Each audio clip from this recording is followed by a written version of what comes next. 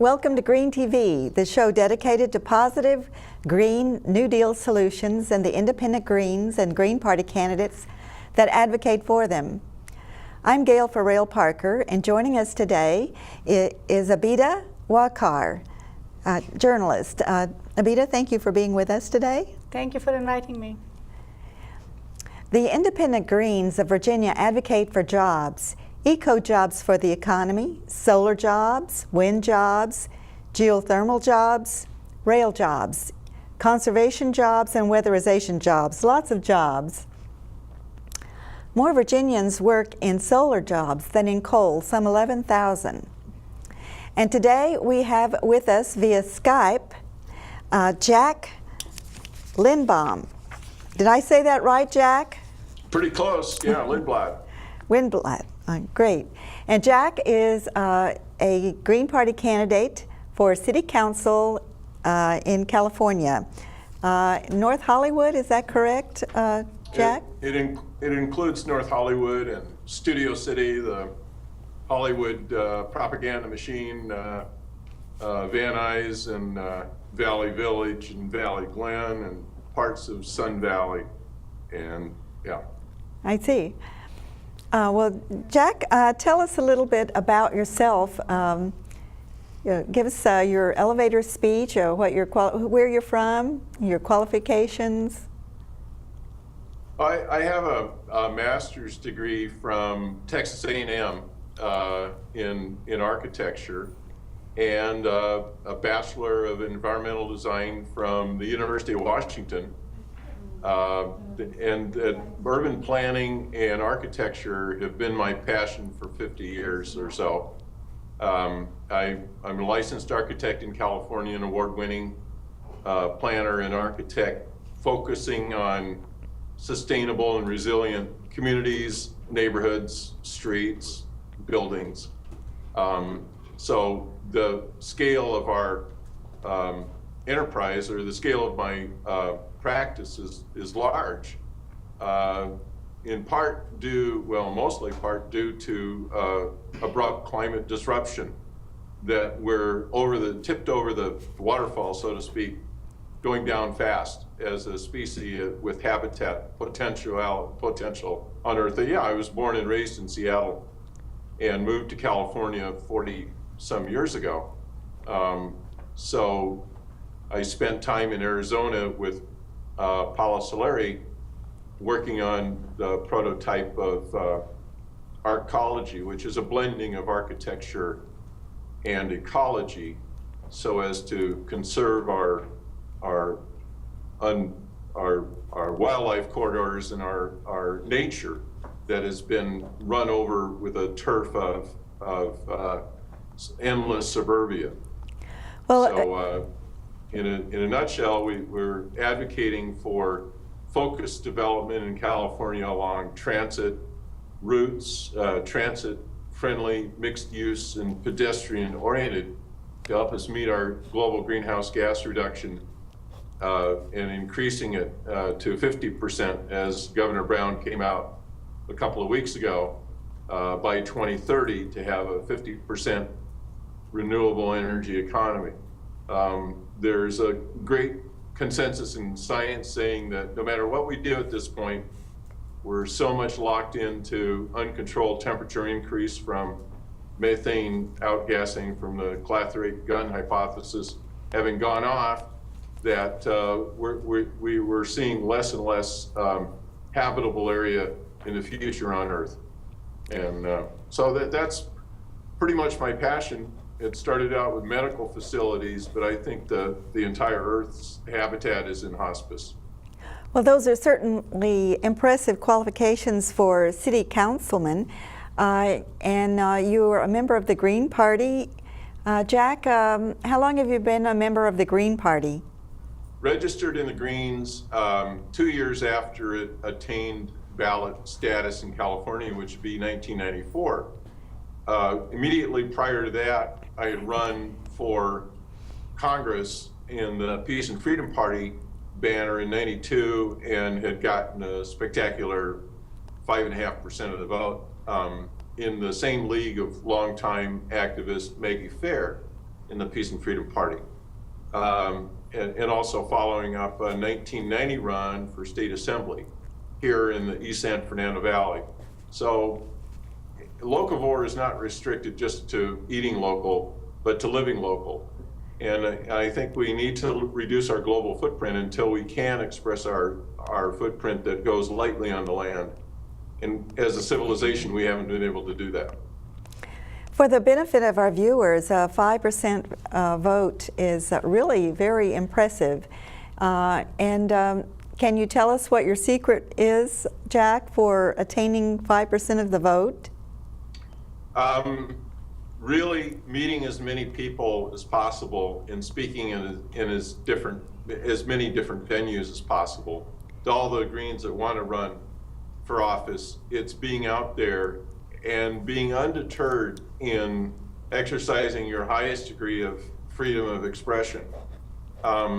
There's so many war pigs, there's so much war agenda that it gets in the way of effectively running a campaign that reaches out to the basic needs of people that are being shut down and stifled every day by the existing oppressive government.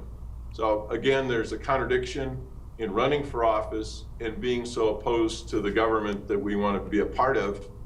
At the same time, there's a need for revolutionary change. So I think it's all hands on deck. The movement needs to expand as well as efforts to attain elected office. Well, as an experienced candidate with a 5% record and the qualifications that you have for City Council, can you talk to us a little bit about why it is that you're running as a write-in candidate rather than on the ballot for City Council, Jack? Right. 5% was the level I got 25 years ago. And I took a hiatus from politics to go back and win some awards in expanding my architect practice to include sustainable and resilient neighborhoods and cities. And so we led to state legislation that had the enforcement tools needed to rein in development around transit corridors 10 years ago. Taking no credit for that, or given no credit for that, I got 8% of the vote coming back from a 16-year hiatus running for office in 2008. And in 2010, with mainstream media endorsement from a major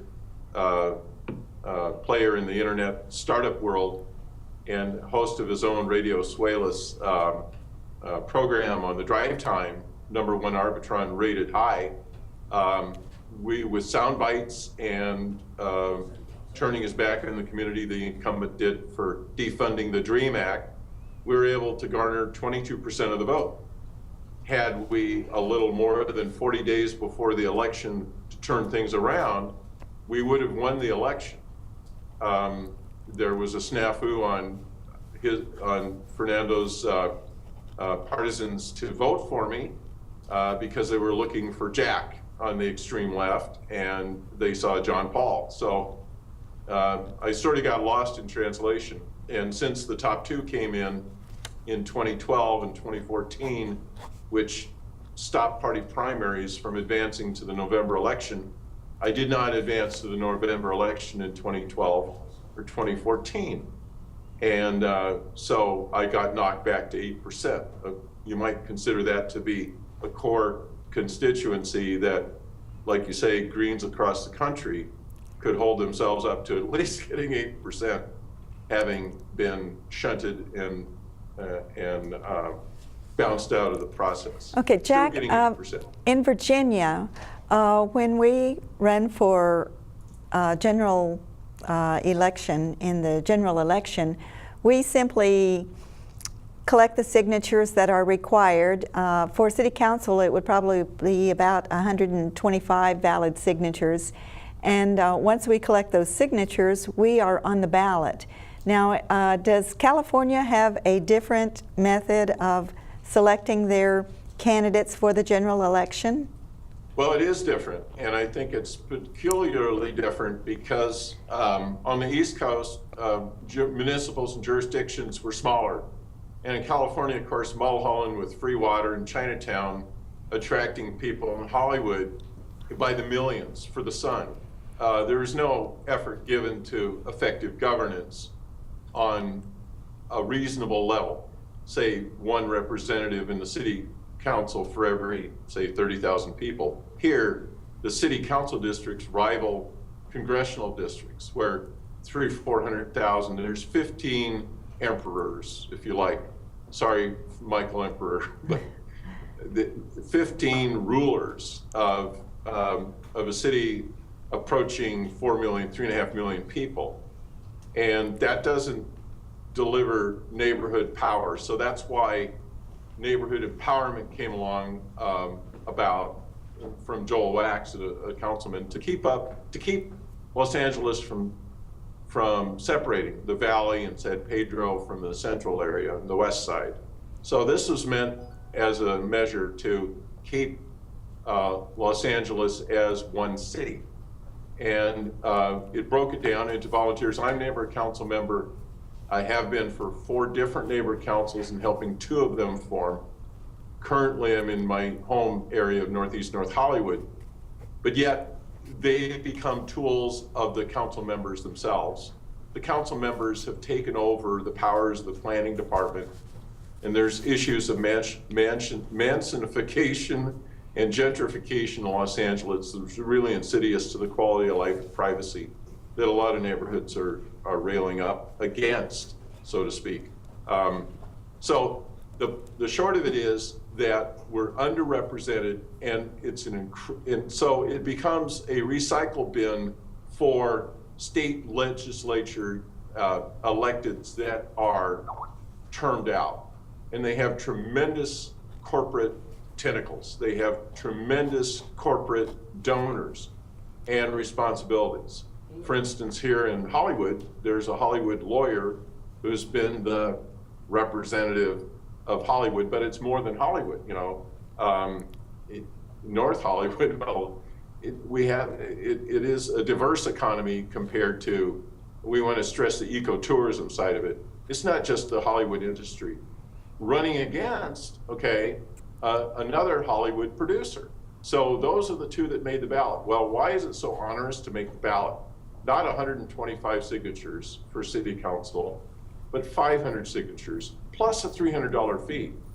So you got to fundraise the $300 fee and have a whole army of signature gatherers to go out and muster for the 500 ballot.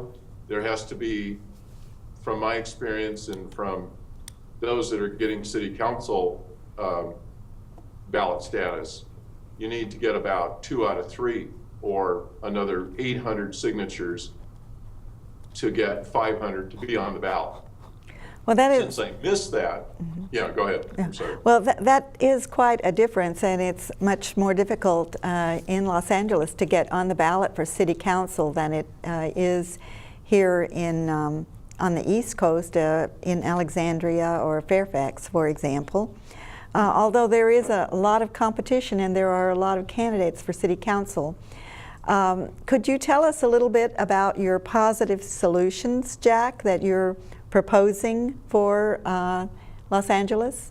Well, having taken some credit in an article that I wrote, the first occurrence, and I can be open to any previous occurrence of coining the term Green New Deal in an article I wrote for before Op-Ed News in 2008, when I first campaigned as a candidate for Green Party under the Green Party banner. I developed that idea of that green jobs can be a vibrant economy, of a closed loop economy, that even the head of Unilever in Belgium is taking up the idea that corporations have to be responsible for not only recycling all the material in products. And so instead of going into the recycle bin or into the landfill or out in the desert, as we do in California, being taken away by train, the corporations need to be mining that as a resource and recycling all the energy as entropy takes effect and repackaging, remanufacturing the existing materials and metals and paper out there. So it's a matter of thinking small, acting locally, because the abrupt climate change is affecting this large globalized presence that the human species thinks they're entitled to. If we can survive locally, it means perhaps a few of us will be able to survive the next 30 or 40 years of out of control climate. I've developed 5 relocalization factors, one being food, and then water, and energy, and finance, and 3D material production. If we can have 3D printers making skyscrapers in China, we certainly can have 3D printers here, taking some of the pressure off having long supply chains that are not sustainable anymore, dependent on fossil fuel, of course, that the supply chains are.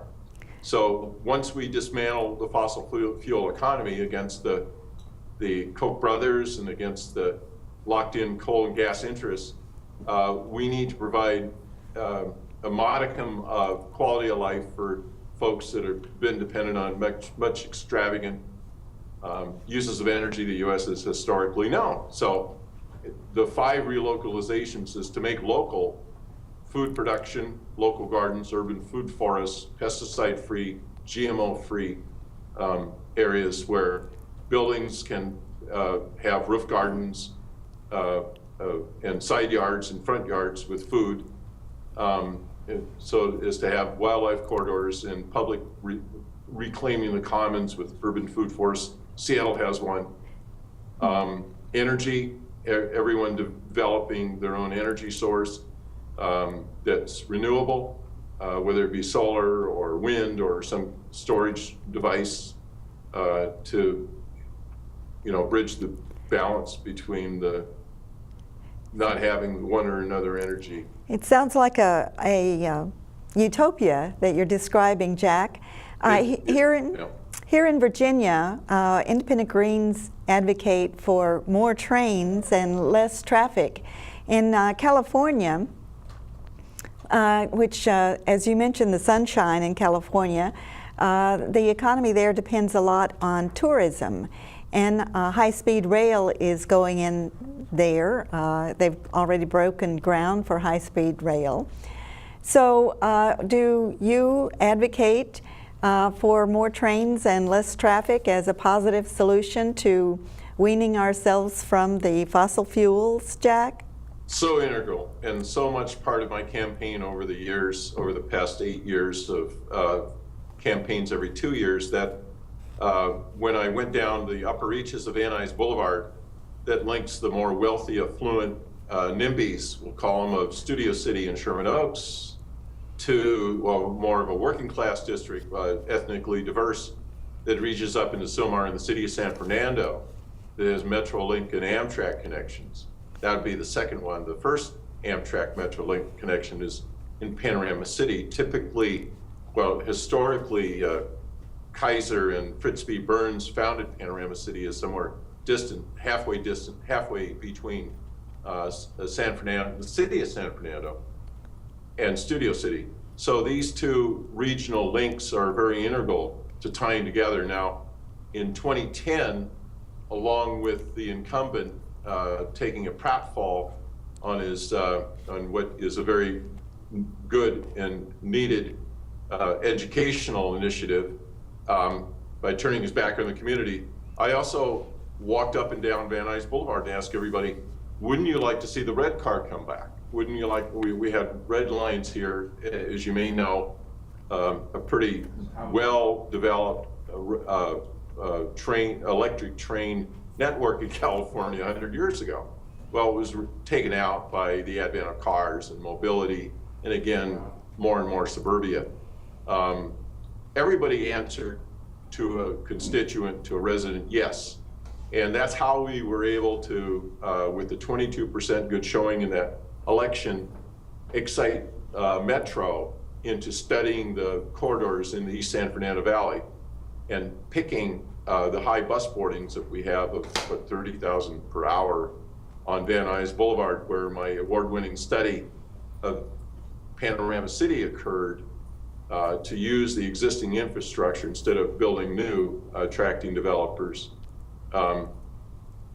was the natural site for a rail line or for a bus rapid transit, where you have a system of 1,000 cuts, where it's very imperceptible that service is being cut on rapid bus as opposed to rail, which can carry more people. So it's always been a fight in the valley to get the valley's fair share, but then the valley historically has not wanted light rail.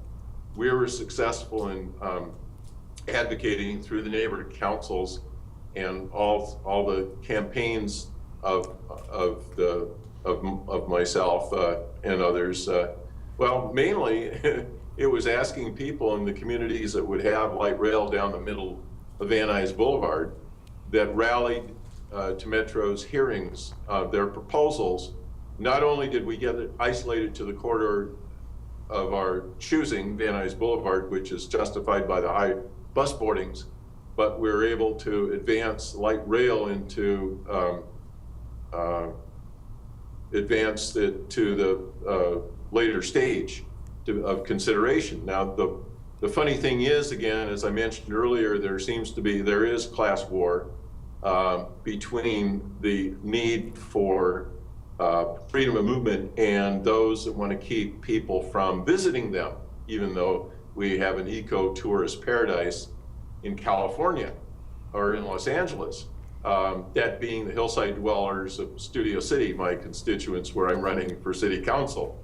So it's some tough love here that has not been going over quite right, we'll say, put it mildly, to get this last link of the corridor to Ventura Boulevard, which is a 17-mile commercial arterial of buses and cars, and that runs along the LA River from east to west to tie this north-south link that we were able to advance into the final selection stage with Metro. I see. So it's Jack, been a real fierce fight. Jack, we're getting down to only about 3.5 minutes left. Can we turn the subject to the 2015 elections? Do you see any important elections in California that the Green Party will be participating in? Well, in 2015, it's an off year. It's an off presidential year, and a lot of water districts, school districts, city councils throughout California should have smaller party contesting because they're nonpartisan. It's sometimes seen as easier to win and to place and to show in nonpartisan contests in smaller jurisdictions. And all politics is local. So that makes a difference. We need to have participation in the local elections. What about 2016, Jack? Do you see any promising Green Party candidates on the horizon for 2016? Well, none that have declared. It might not be too early for them for a party to have already been for a partisan again to declare their candidacy for the vacated seat of Senator Boxer. Again, the improbable odds of a non-duopoly being able to take a Senate seat is very slim. So because of the lack of probability of winning a campaign being even so remote compared to state senate even, or local elections, that you're going to find a candidate running on principle, like Cynthia McKinney did. Or like Howie Hawkins. President. Howie Hawkins in New York has been exactly, and I was going to mention, and David Doonan And Howie Hawkins, I'm very much admire the Greens around the country for maintaining the ballot status in states. I think in California, top two has been a kind of a slow drying up of the party robustness, because nobody gets advanced to the November election, and there's two criteria that keeps the party in California on the ballot. One is there has to be two statewide candidates running the executive side for controller and governor and treasurer, getting more than 2% of the vote. I think, believe me, that I believe that happened last time in 2014. But then also the other component has to be 1% of the total registered base in the last gubernatorial election. And so the total registered amount has been coming down. So okay, Jack, no, actually, Jack, we just have about 30 seconds left. Just no one in California advanced to the November election, so we're down to the registration factor in keeping us on the ballot in California. All right. Well, thank you very much, Jack, for being on Green TV today. Jack Lindblad from North Hollywood in California. Thank you very much. Thanks a lot, Gail. Appreciate And it. thank you for joining us today on in Green TV, the show that focuses on Green New Deal solutions, and we look forward to hearing your views on Twitter. Tweet us at VA Green TV. And join us again on Monday nights at 9:30 p.m., Tuesday mornings at 7:30 a.m., and on Saturday afternoons at 3:30 p.m. I'm Gail Farrell-Parker, and thank you, Abida Wadkar, for being on the show today. And we'll see you again next time.